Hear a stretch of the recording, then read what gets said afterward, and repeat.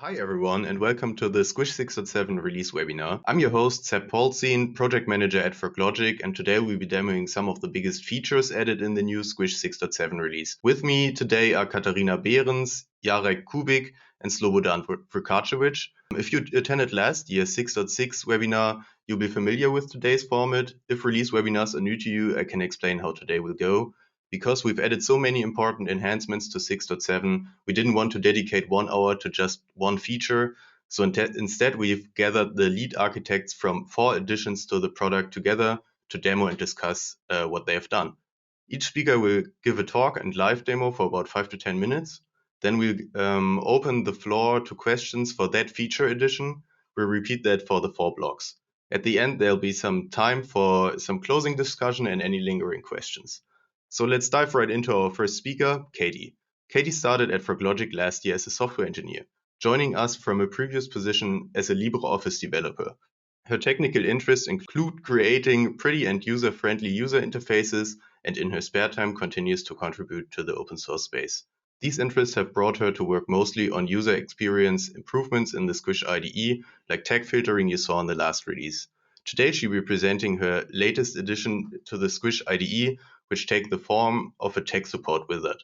With it, you can send your bug reports, support requests, and any other questions to our customer team right within the IDE. Kadi, please go ahead. Thank you, Seb, for introduction. So I will introduce Squish Support Request Wizard as friendly and high quality user support is something we are really proud of here at Froglogic.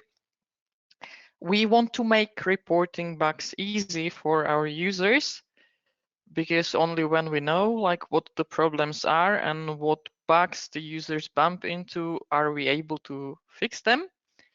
And at the end of the day, if the users are able to report bugs quickly, we are able to respond to them and to fix them. And not only those that have reported the bug, but everyone benefits from that. And at the end of the day, it makes Squish better experience for everyone who's involved. So traditionally, it has always been possible to contact Squish support via email. And Squish 6.7 is the first release where you can also contact Squish support directly from the IDE, and I will show how. So the most obvious way to contact support and to open a support request wizard that will guide you through filing a new support ticket in 3 simple steps is the top level menu. It's under help and it's the entry called contact support. In the first step, you are required to identify yourself so we can kind of categorize your ticket and assign it to a correct account. The customer ID will be pre-filled from your license, either floating or static one. And you should enter an email address which you have registered with our support. So after doing this in the first step, we can proceed to the next one and actually file the report. Before I progress to the core of the Squish bug report or like simply support request, let me stop in the step 2 at this small link that we see here on the top of the screen. It is actually, especially in the earlier releases like .0 ones, it is very likely that you are not the first one. If you bump into a problem, you're not the first one to have such a problem. So for every release, I will now click the link and it will open in the browser. For every release, our support team has created the list of known issues in our knowledge base that we now see on the screen. Every issue has listed a workaround, if such workaround is possible and known. And also sometimes it contains link download links for snapshot releases that have that bug or that problem fixed already, so you can download that and use that one instead. But now I will jump back to our Squish support request wizard, and let's say I want to file a bug. So normally I would outline my problem in one brief sentence to give it some headline. I'm not gonna do that. I'm not gonna file a real bug now. So I simply type something.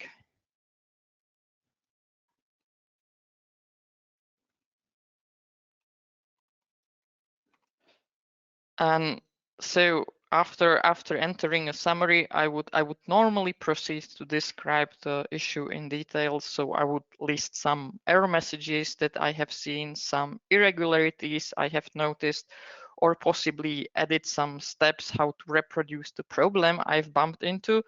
But like for the purpose of this webinar, I'm not gonna do it, and I'm just going to type something so that our support team knows that they are not supposed to respond to this issue.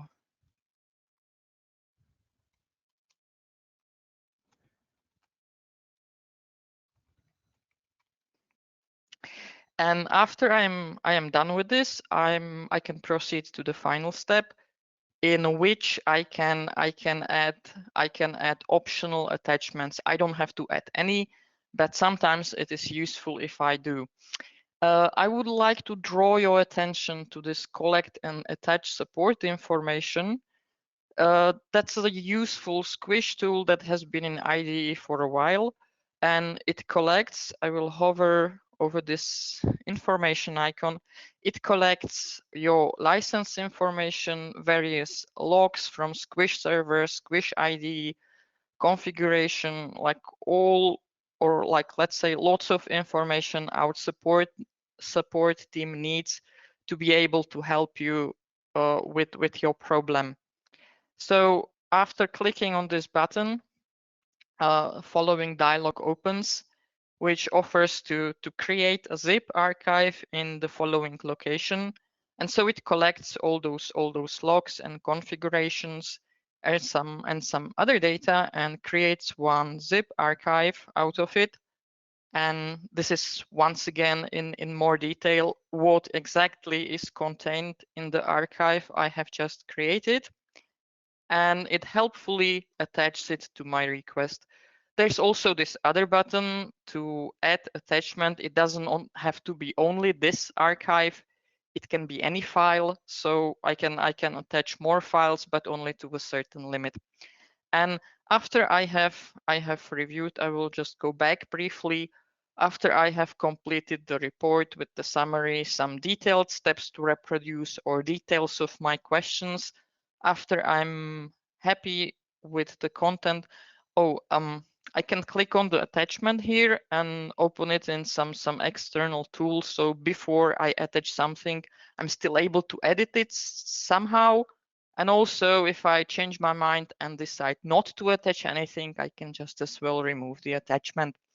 So after I have reviewed the content of my support request, I will click here on submit, and it will confirm that my support request has been successfully sent. And I will, at the same time, I will receive a confirmation email to the email address I listed in the step 1. And with that, my support request is completed. Initially, I mentioned that this is not the only way to open the support request wizard. There are 2 more, and I will show one, maybe both. So to show the second way to get to support request wizard, I have to make my Squish IDE crash. And for that, I have to close all the test suites. Don't worry, if you do this in your IDE, no crash is going to happen. I have just tweaked this particular build to crash on purpose and to be able to demonstrate my point. So after I closed all the test suites, I will click this button and I will get the following crash message with some long stack trace, which if the developer looks at it, they are able to determine what have you been doing and what went wrong. It has been long possible to copy this backtrace, this stack trace of the crash into the clipboard. But now it is also possible to open a support request, which will take me back to the support request wizard. I will skip the first step because this is already pre-filled. And in the second step, we can see that the stack trace is helpfully pasted to the details field of the report I'm about to file. So it can't happen anymore that like I forget to copy the stack trace and then it somehow gets lost and I'm unable to pass it to the support anymore. Okay, so this is the first way. Well, the second way how to open the support request wizard, and the last one is here. The archive with the Squish logs and configuration that kind of gets packed together and that can be sent to support can be generated directly from the help menu. I will click here. We have seen this dialog already. It offers, like, it allows me to specify location where to save such an archive with the support information and with Squish logs.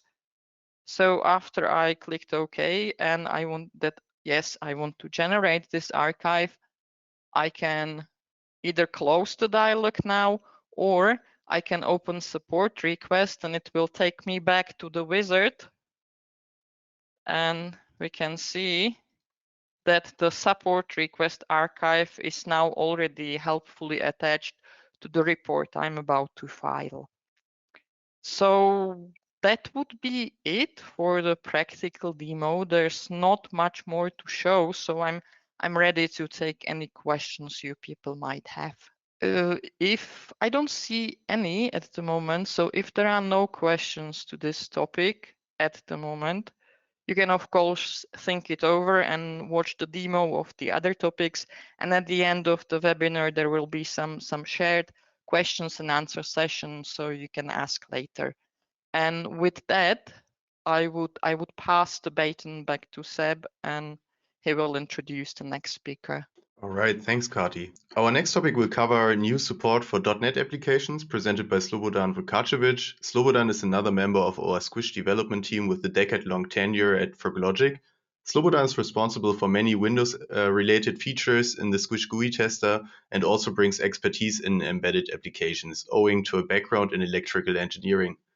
Slobodan, over to you. Thanks, Seb. Hello, everyone. Welcome to this part of today's webinar. As Seb mentioned, we will talk now about the Squish support for .NET 5.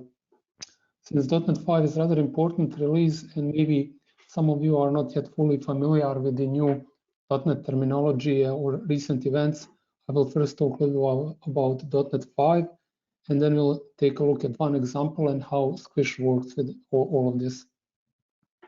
So it seems there is a little bit of confusion with different now .NET terms.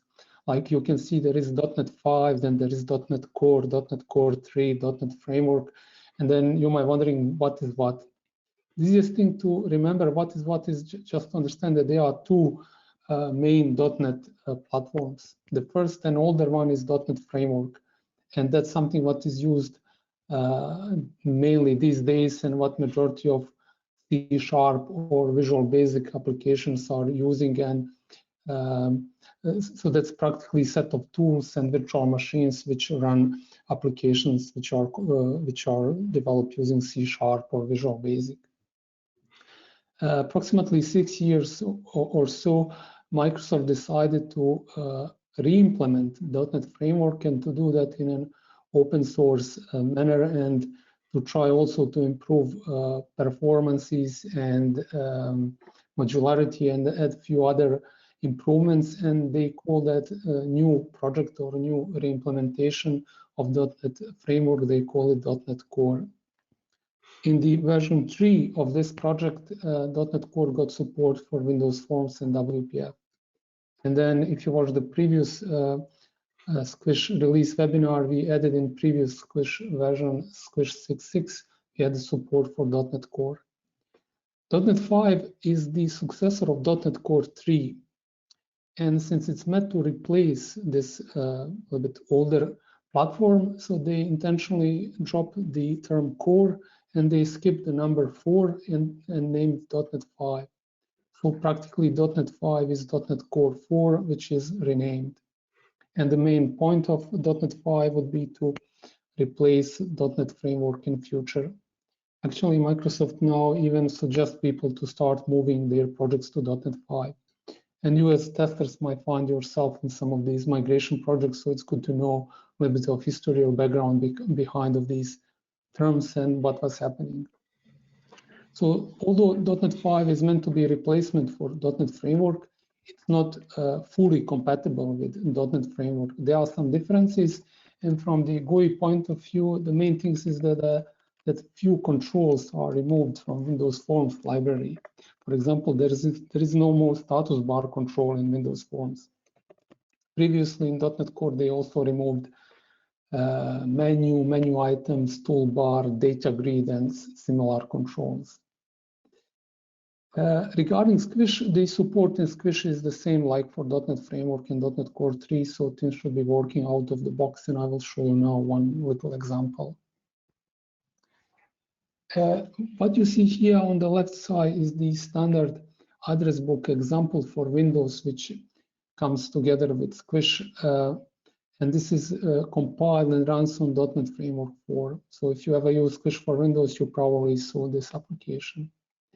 On the right side, we have the same source code, same code base, which is compiled for .NET 5.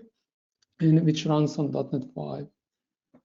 The only difference here is that since there is no more status bar control, that status bar control is replaced with the tool strip because there is no more status bar. You can see here that this application is slightly larger. There is a little bit more space here. Fonts are slightly differently rendered, but from the GUI testing perspective or point of view, there's not that much difference here. Okay, so I was thinking also to show you how to port if you have some tests which are written for your old .NET Framework application, how can you then easily port them to the .NET 5? So from Squish point of view, there's nothing special for .NET Framework. So sorry, for .NET 5, things work as they worked before.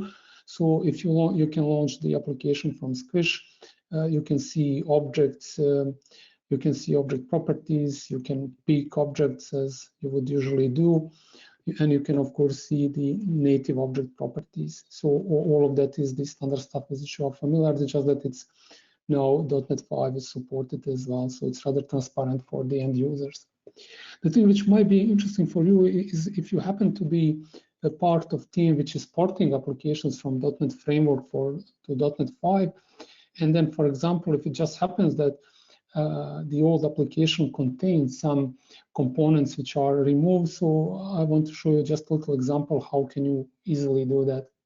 So this is one very simple test case which just checks whether when you launch this address book example that there is this ready label here on the first as soon as the application is launched.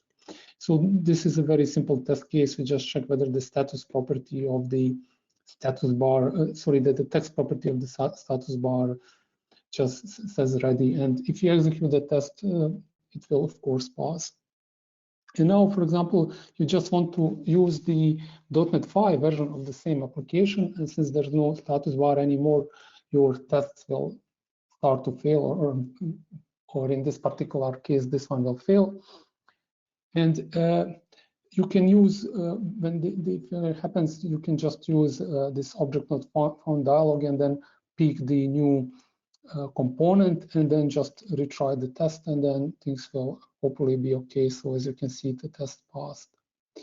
After this, you can of course use a refactoring feature to maybe rename, give a little bit better name to the control. So I didn't click here correctly. And give a slightly better name, like for example, status. And have this slightly better version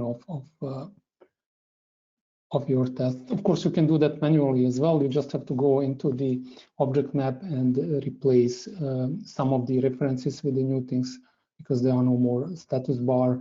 Now you have to adjust the references to your to the new version of the application.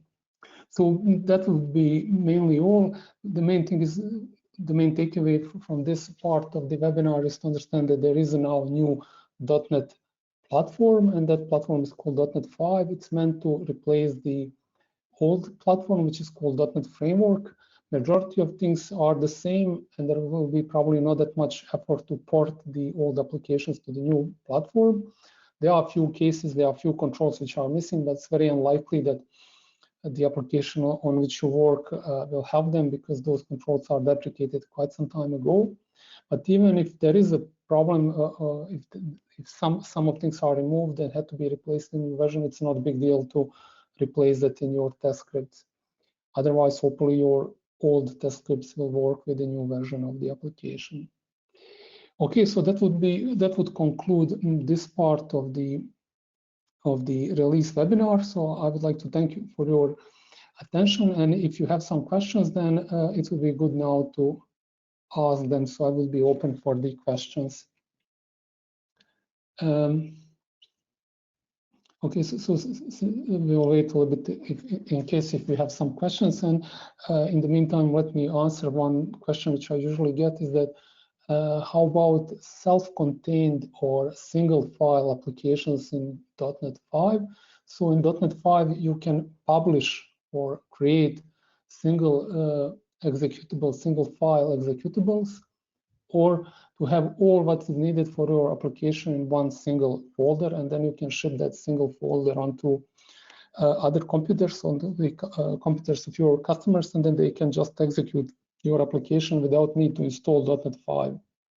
Currently, .NET 5 is not coming pre-installed on Windows, and that's a little bit of a problem. So you would have to first install in your installer .NET 5, or check whether it's .NET 5 there. But there is a way how to do that without installing .NET 5 on the target machines. And Squish supports such applications also out of the box. There's nothing special about this. Okay, since there are no more questions, so I would return back microphone to Seb. Thank you very much. Many thanks, Slobodan. Let me quickly change view again. So one question I saw popping up in the meantime, which I believe already has been answered from the team, was if that webinar gets recorded in case, I don't know, the delivery guy just rings at the door and folks are missing some parts here. Yes, it will be recorded and uploaded to our YouTube within the next days. Also, we'll gather all the questions from today's and yesterday's sessions and put them into a formal Q&A blog that we'll also publish within the next day. So no question will get missing in the end. All right. Our next two sections will come from Jarek Kubik, one of our software engineers and the lead architect of many features you know in Squish, like image-based testing, OCR support introduced in 6.5, and one-click remote control. For 6.7, Jarek was the leader in the development of Squish for VNC, the newest addition to the Squish ecosystem, built for automating remote displays. Jarek will demo that, plus talk a little bit about the newly added Qt 6 support. With that, let's go over to Jarek. Hello. So until Squish 6.7, all the Squish editions available were testing a particular application. So there was always a particular piece of software which needed to be tested. And we have used either Contact to the Toolkit API or other APIs like operating system or accessibility APIs to interrogate application and objects available within it to give access to the tester to the GUI objects found in the application. So that approach has worked very well for us, but it couldn't solve several of the common problems. So one of the most obvious ones are the toolkits which are not supported by Squish, as we obviously cannot possibly support every single toolkit out there. And secondly, situations where Squish either couldn't be injected into the toolkit or the process for security concerns, or couldn't even be installed on the target systems for security or integrity concerns, or there was no particular piece of software to be tested. So, for example, the entire desktop, which needed to be tested, couldn't be easily achieved in this manner. So for those to address those issues, we have now added a new addition, Squish for VNC, which connects directly to the VNC server, but also there are also other possibilities. That should solve many of those issues. So even on the systems which are completely closed off and for security reasons cannot have installed anything, might already provide a VNC server, and even if they don't, it should still be testable by using, for example, a hardware VNC KVM. So then the device itself doesn't really need any alteration at all. But of course, using that approach, we only get basically the image data from the target system. We get no information about objects, only the pixel data. So that obviously comes with all the usual limitations of that approach. So we can only search for images or texts using the character recognition. It's generally tends to be slower than object-based lookup, but on the other hand, it's also more in the spirit of UI testing, because we are not accessing the internals of the application or operating system, but we are basically working only with the data which are directly available to the user. So it's better, at least for that reason.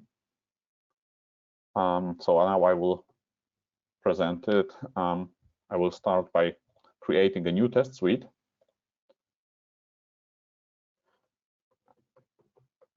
Give it a suitable name. And the VNC is added as one of the toolkits, so that's already pre-selected for us here.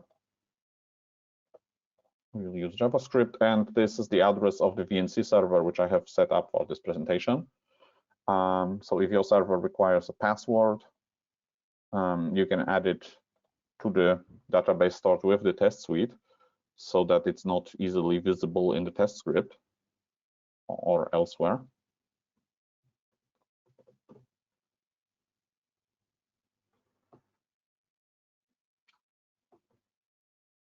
And then we can finish by creating of the test suite. So now the test suite was created, and we can make a test connection to our VNC server. So as you can see here, it's just a Linux box where I have installed a VNC server, and it's running in the background right now. So that's fully usable X11 client, so a fully usable VNC client. So I can just use the system as I normally would, but obviously Squish is not meant primarily as a VNC client. So we will now stop it. And I will instead create a new test case. And I will start recording. So now that again presents us with the image of the remote system. Now Squish doesn't record clicks directly, which I could perform here, because that is lacking context. Squish wouldn't know how to find the same objects on the screen on the replay, and clicking on the fixed coordinates has proven many times to be very, very unreliable. So it's not recorded by default. Instead, if we want to perform an interaction via a mouse, for example, or touch, we need to insert a search image. So now I will open the K menu by clicking on it. For that, I need to select give it a name, and clicked on insert. So now the menu was open, and I can, for example, verify using image verification that it was indeed open. So I will add a new image, and this time I will verify that the icon for the KDE menu is indeed visible.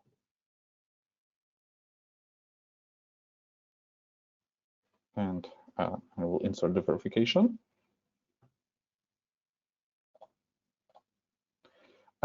So the typing of the text is not directed really at any particular object or item on the screen. It's just directed at the system itself in case of VNC edition. So this can be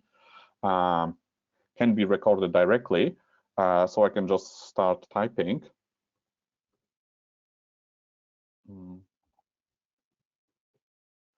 And now we see that this will be recorded. So I will now again record an interaction by clicking at the selected icon.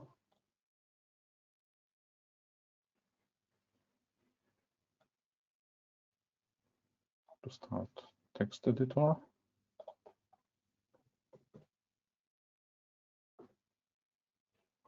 And the action is performed for us. And now we can also use OCR to find text. So I can, for example, verify that the application was opened by verifying that its title can be found on the screen.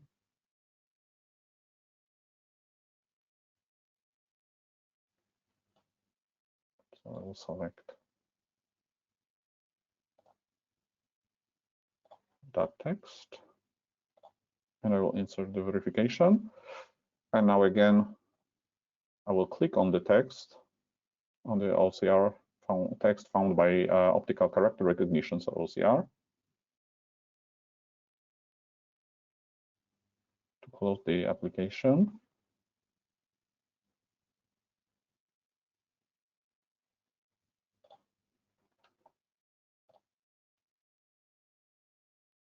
So this takes a moment because OCR is performed twice in this case. Yes. And then I will again click on the image to quit the application.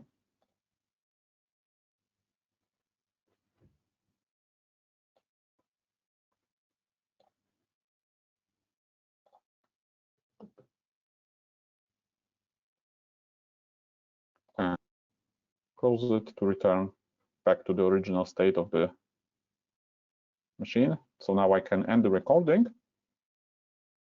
And as you can see here, the relevant details for the test were saved to the test script. So the address, so things like address of the VNC server and the login data. The password itself is fetched from the database, so it's not visible in the test script, but you can edit it here in the test suite settings editor. So you can add more passwords. This is not limited to VNC edition or to our own internal features. So anytime the passwords needs to be handled in the test, for example, in your own application, if you want to avoid spelling them out directly in the test script, you can add them here. And another new tab is it was added to the editor as well, which allows you to modify or see the settings for the VNC server configured. So now I can replay that test, and we will see that it is playing it as before. So now it's searching for the text,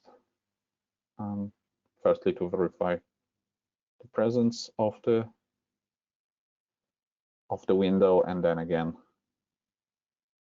to close it.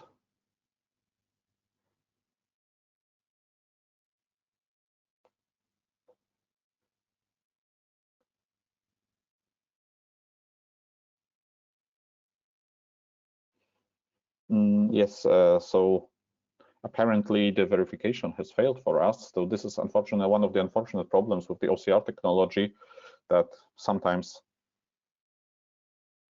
the text isn't recognized exactly the same.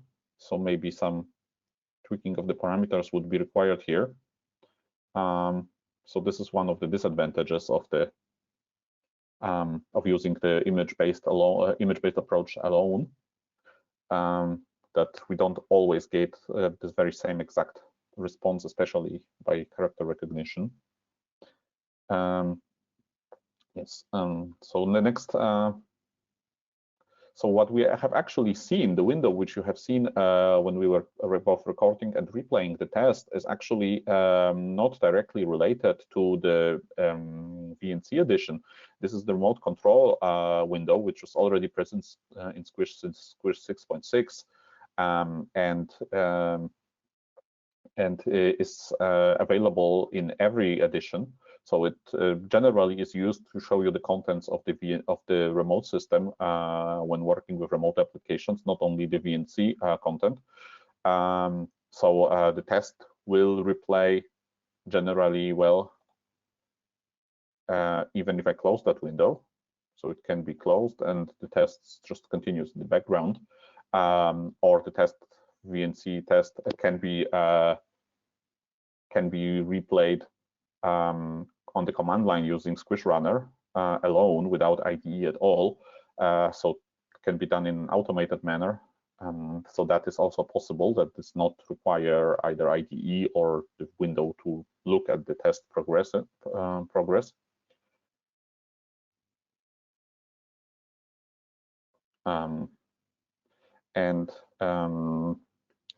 This way, tests can be automated, can be executed in a completely unattended manner, completely automatically.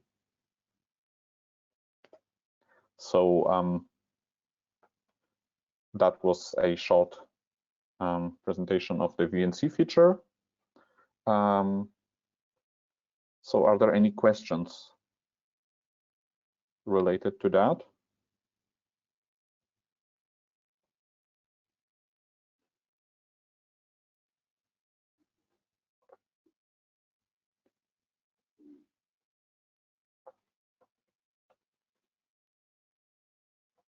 Yes, so one question is that about authentication of the VNC server. So the VNC ecosystem is very fractured with multiple implementations and many different extensions and protocols for authentication and other purposes. We have already implemented several most popular authentication schemes for VNC, but if you require additional protocol support for any reason, please don't hesitate to contact us. It should be possible to add support for other protocols as well.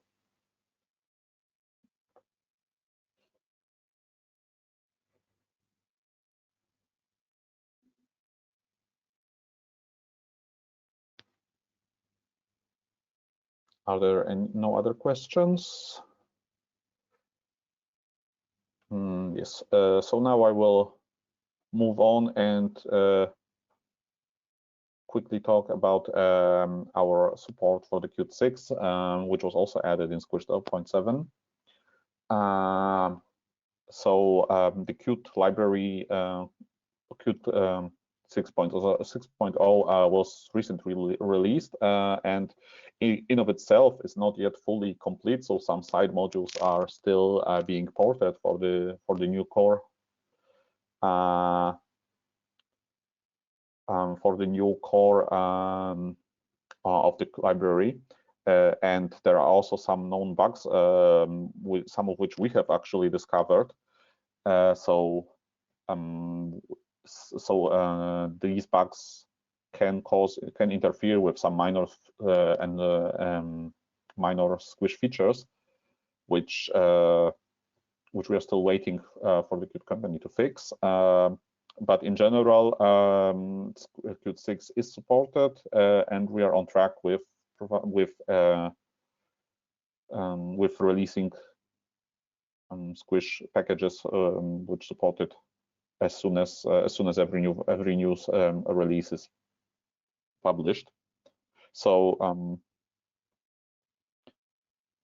so that's about it. One minor difference between one minor problem with porting of your application to Qt 6 with Squish is that the Qt API itself is changing, or at least in some minor ways. So some APIs were renamed or removed and so on. So for the Squish itself, that is not a problem if you're using only the Squish API and Squish object lookup for your interaction. That should be perfectly fine and should cause no problems on migration. But since Squish wrapper also publishes a lot of Qt API itself to the tester and allows its use from the test code. If API like that is used, obviously that will have to be adjusted. In most cases, that should be easy, as there are easy to use replacements for pretty much every API that was changed. But it's something to keep in mind that it might require porting on that if such APIs were used in your test cases. But in general, our experience with porting to Qt 6 is porting the tests to Qt 6 is rather unproblematic.